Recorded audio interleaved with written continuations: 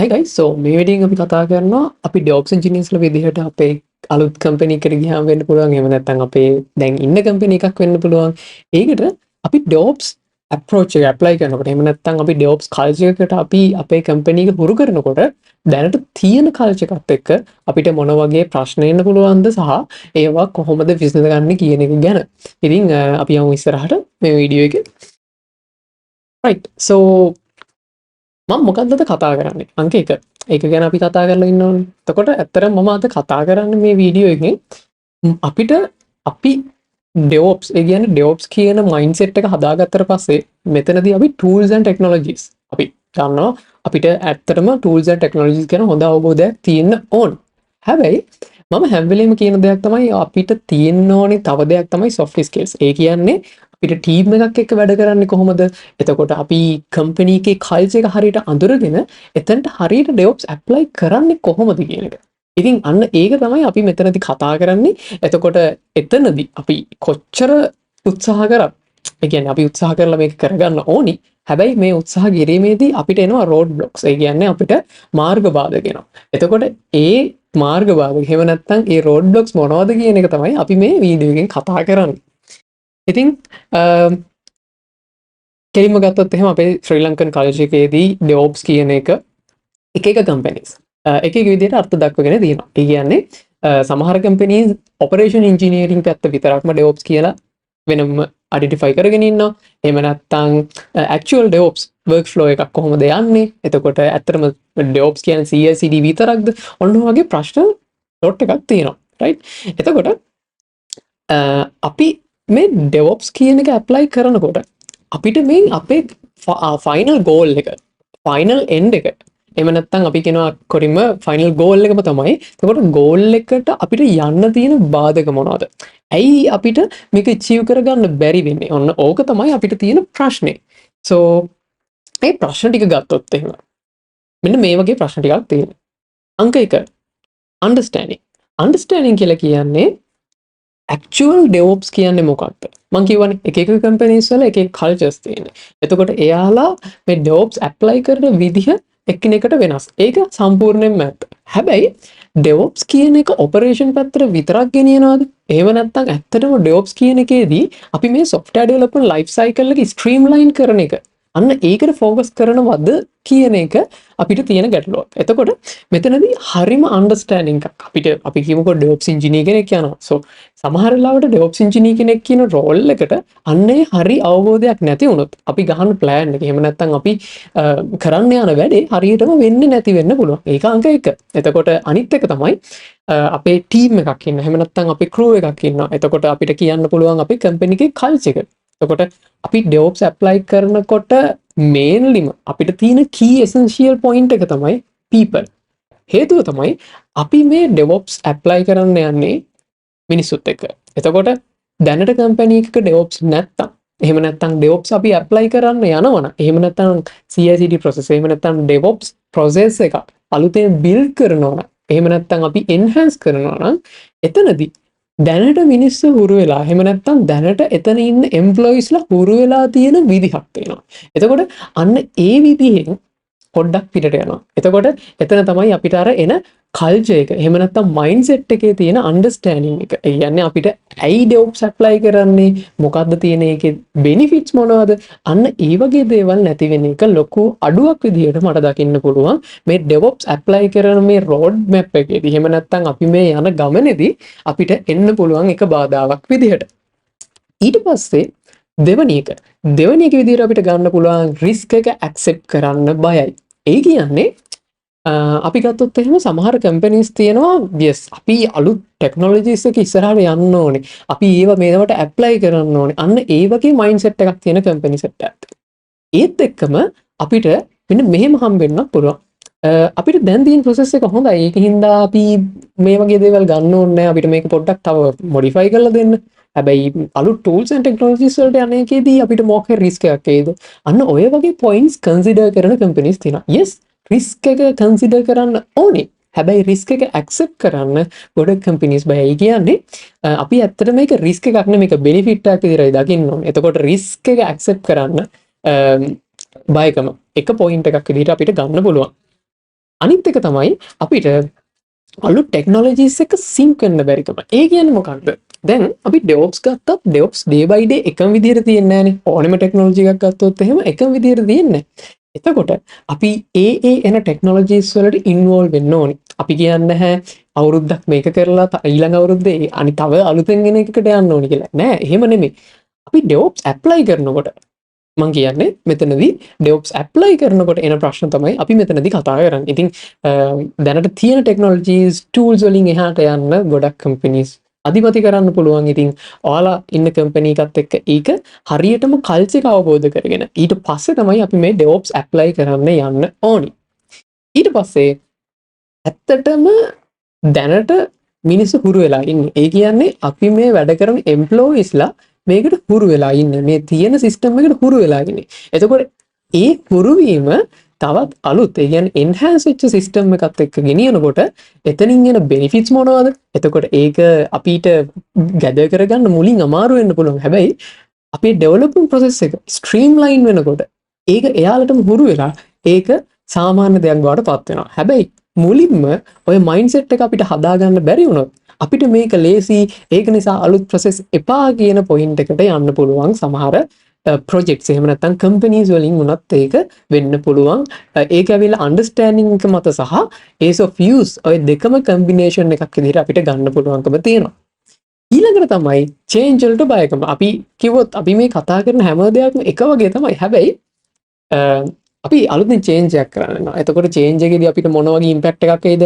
ඒක තමයි risk assessment කියන්නේ. එතකොට අපි ඉස්සෙල්ලාම රිස්ක් එක ඇක්සස් කරලා ඊට පස්සේ මෙහෙම රිස්ක් එකක් එන්න පුළුවන් ඒක ඇක්සෙප්ට් කරලා ඒ චේන්ජ් එකට හරියට ෆේස් කරන්න ඕනේ. ඉතින් චේන්ජ් වලට ෆේස් කරන්න බයකමත් මේ DevOps apply කරන්න යනකොට අලුත් tools technologies අපි ඉන්වෙන්ට් කරනකොට කම්පැනි එකකට අපිට මුහුණ දෙන්න වෙන තවත් ගැටලුවක් DevOps engineersලා විදිහට.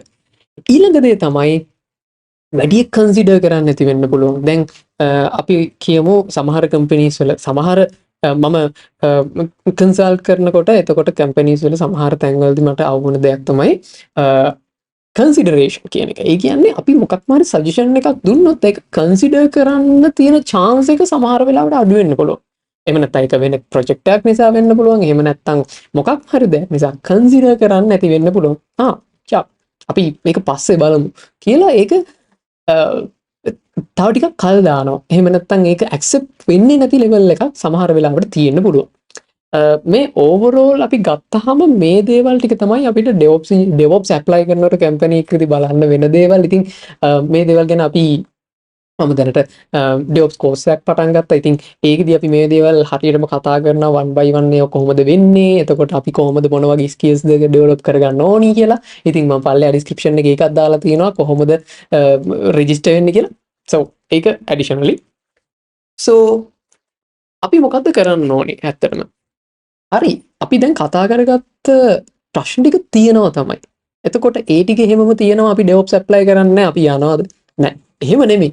අපි හරියටම පළවෙනිම දේ තමයි කම්පැනි එකේ කල්චර් එක. එහෙම නැත්නම් කම්පැනි එකේ දැනට තියෙන software release process එක. එහෙම නැත්නම් software development life cycle එක හරියටම identify කරගන්න ඕනේ. ඒක තමයි අංක 1 අපිට කරන්න සිද්ධ වෙන අපි DevOps apply කරන්න කලින්. එතකොට එතනදී අපිට මුලින්ම අපි ගත්ත software එකක් වුණත් අපි ඉස්සෙල්ලාම information gather කරනවා. ඉතින් ඒ වගේම තමයි DevOps process එකක් zero level එකේ ඉඳන් අපි apply කරන්න යනවා. එහෙම නැත්නම් ඇත්තටම කිව්වොත් සමහරලාට මෙහෙම වෙන්න පුළුවන්. partially DevOps apply වෙච්ච project එකක්. එහෙම නැත්නම් company එකකට අපි DevOps මුලින් තව enhance කරනවා. ඒ කියන්නේ fully automated systems ගහන්න, එහෙම නැත්නම් fully automated software release process එකක් හදන්න, අපි කොටිම කියව CI/CD process එකක් හදන්න අපි මෙතනදී DevOps apply කරනවා වෙන්න පුළුවන්. එතකොට අපිට කරන්න වෙන දේ තමයි දැනට තියෙන process එක මොකක්ද? අන්න ඒක තමයි අංක 1. ඒක තමයි අපි බලන්න ඕනි දේ. right? එතකොට ඒක break කරන්න නම් ඔය මම කිව්ව විදිහට ඉස්සල්ලාම අංක 1 කරන්න ඕනේ අපි මේ company එකකට ගියා නම් මොකක්ද මේකේ තියෙන culture එක? හරි. මේක තමයි කියලා identify කරගන්න ඕනේ. දෙවෙනි එක තමයි අපිට හරි vision එකක් තියෙන්න ඕනි අපි කරන දේ ගැන. right?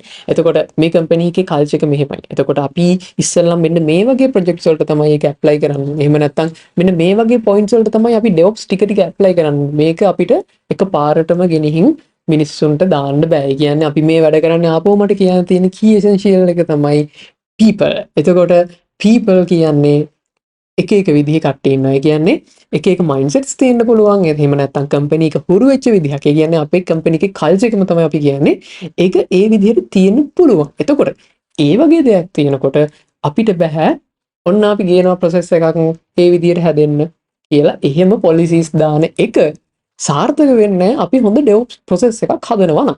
අපි engage වෙන්න ඕනේ peopleත් එක්ක. අපි එයාලගෙන් feedbacks ගන්න ඕනේ. continuously feedbacks ගන්න ඕනේ. ඊට පස්සේ මේක ඔයාලට ලේසිද? එහෙම ලේසි නැත්නම් ඇයි මොනවද තියෙන ප්‍රශ්න? එතකොට ඔයාලගේ software release process එක speed up වුණාද? ඔය වගේ අපි feedback day by day එහෙම නැත්නම් අපිට පුළුවන් තරම් feedbacks අරගෙන ඒ teams එක collaborate වෙලා තමයි මේ DevOps කියන DevOps apply කරන්න ඕනේ යම්කිසි project එකකට හරි company එකකට හරි. ඊට පස්සේ හරි මිෂන් එකක් තියාගන්න ඕනේ. අපිට challenges එන්න පුළුවන්. DevOps apply කරනකොට අපිට challenges එන්න පුළුවන්. හැබැයි ඒ challenges වලින් අපිව break කරන්න දෙන්න හොඳ නැහැ. එහෙම නැත්නම් අපි කියනවා down කරන්න දෙන්න හොඳ නැහැ. අපේ mission එකක් තියෙනවා. අපි මේ company එකේ මෙන්න මේ විදිහට තමයි DevOps apply කරන්න හිතාගෙන ඉන්නේ. එතකොට ඒක කරන්නම ඕනේ. ඒක තමයි අපි හරි mission එකකින් ඉන්නවා කියලා කියන්නේ. mission එකක් තියෙනවා කියලා කියන්නේ අපි හරියටම company එකේ culture එක අඳුරගෙන ඊට පස්සේ ඒකට හරියන විදිහට plan එකක් ගහලා හරි vision එකක් හදාගෙන ඒකට අනුව වැඩ කරන එක. ඊට පස්සේ අපි mission එක follow කරන්න ඕනේ finalize solution එකක්. එහෙම නැත්නම් finalize DevOps architecture එකක් හරියටම හදාගන්න. සහ ඒක අපේ company එකට apply කරන්න. right? so හරි. අපිට ඒ හැමදේම තියෙනවා. අපිට vision එකකුත් තියෙනවා, mission එකකුත් තියෙනවා. හැබැයි proper plan එකක්. proper plan එකක් අපි ගහ ගන්න ඕනේ. අපි මෙන්න මේ කාලේදී අපි මේක කරනවා. ඒකට කියනවා අපි කොටිමක road map එක කියලා. ඊට පස්සේ have a better understand කියලා කියන්නේ ඔයාලට තියෙන්න ඕනේ හරි අවබෝධයක්. මම අර ඉස්සෙල්ලා කිව්ව එකම තමයි හරි අවබෝධයක් තියෙන්න ඕනේ. කම්පැනි එක කොහොමද දැනට ඩෙවලොප්මන්ට් කරන්නේ? එහෙම නැත්නම් zero level එකේ අපි කියනවා startup කම්පැනි එකක් නම් අපි මොන වගේ process එකක්ද මෙතනට apply කරන්න ඕනේ? මොන වගේ project එකක්ද? මොන තරමේ project එකක්ද කියලා අපි consider කරලා. මොකද අපිට බෑ ගොඩාක් cost එකක් යන DevOps process එකක් startup එකකට දෙන්න. හැබැයි ලොකුවට grow වෙලා projects 10ක් 15ක් හරි 5ක් 6ක් හරි තියෙන කම්පැනි එකක් නම් අපිට ඒ වගේ DevOps process එකක් සාමාන්‍යයෙන් සමහර cost එකක් වැය කරලා අපිට යන්න පුළුවන් level එකකුත් තියෙනවා. එතකොට අපි ඒ කම්පැනි එකෙන් කම්පැනි එකට අපිට හරි අවබෝධයක් තියෙන්න ඕනේ. හරියටම DevOps apply කරන්නේ මොන තැනටද මොන විදිහටද මොන වගේද අපි cost effective විදිහට අපි cost එක ගොඩක් අඩු කරගෙන කොහොමද කරන්නේ කියන එක.